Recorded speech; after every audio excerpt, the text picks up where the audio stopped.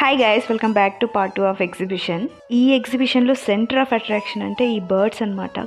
Oh my god, so many different types of చిలుకలు ఉన్నాయి ఇక్కడ.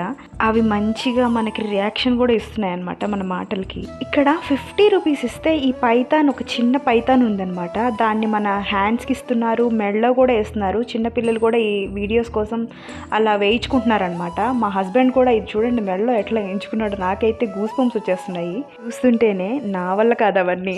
ఇంకా నార్మల్ ఎగ్జిబిషన్ లానే అన్ని షాప్స్, జ్యువెలరీస్, మాస్క్లు మా ఆయన బాగా ట్రై చేస్తున్నాడు ఇవన్నీ వేసుకొనేసి.